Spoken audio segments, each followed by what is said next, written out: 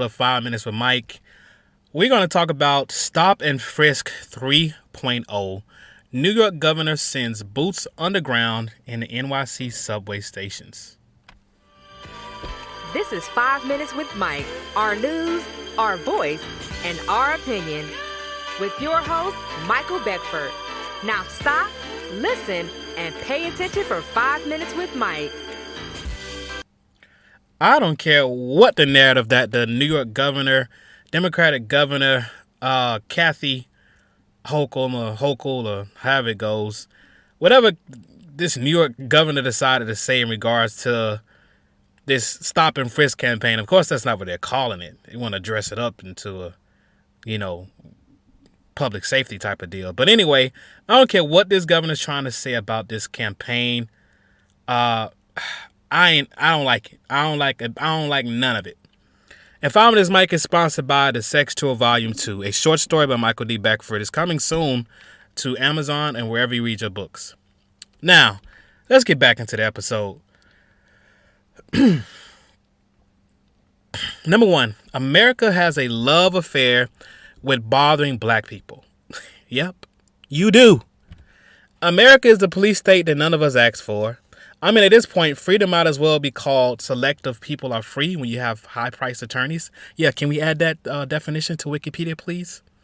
And, wait a minute, one other part. Number two, a part of that definition would be, and are not of the darker tone, okay? So that would be the new definition of freedom. And if you did not hear what I said, just go ahead and rewind this episode.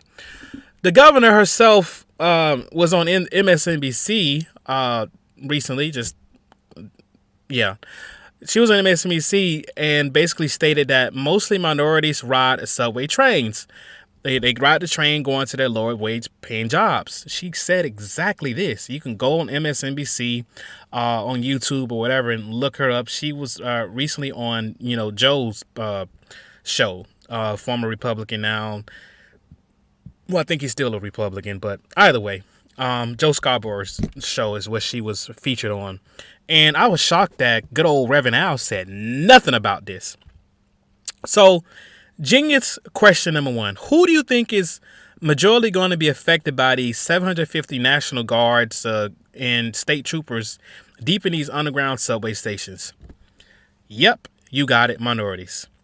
This Stop and Frisk 3.0 is going to be crazy. It's already 1.0 started with disgraced criminal Rudy Giuliani. 2.0 is cop lover's dream, current mayor Eric Adams. And yes, 3.0 is the governor that wears pants, Governor Hutchel. Not one of them care about black people, because if they did, they would actually address the issues that stem for people creating criminal activities in the subway stations, not be it by the enforcement of an extreme police state. Number two, New York City already has 36,000 police in the city, and there's cameras all over the place. Believe me, I know, I've been there. I mean, you can barely take a crap in NYC without a camera looking up your what.